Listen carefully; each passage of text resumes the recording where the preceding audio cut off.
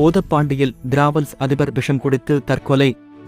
கன்னியாகுமரி மாவட்டம் போதப்பாண்டியை அடுத்த விளாங்காடு பகுதியைச் சேர்ந்தவர் நாகராஜன், வயது 31.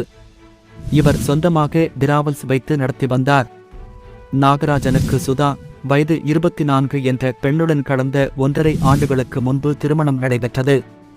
தற்போது அவர் 4 மாத கர்ப்பிணியாக உள்ளார்.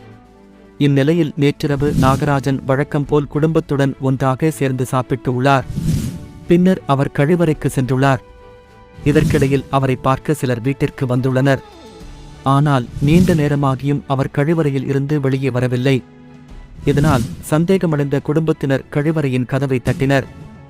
ஆனால் எந்தவித சத்தமும் இல்லாததால் அவர்கள் கதவை உடைத்து உள்ளே சென்று பார்த்தபோது வாயில் நுரை தள்ளிய நிலையில் நாகராஜன் கிடந்தார். இதை பார்த்து அதிர்ச்சியடைந்த குடும்பத்தினர் இது குறித்து போதப்பாண்டி போலீசாருக்கு தெரிவித்தனர். தொடர்ந்து இது குறித்து போலீசார் வழக்கு பதிவு செய்து விசாரணை நடத்தி வருகின்றனர்.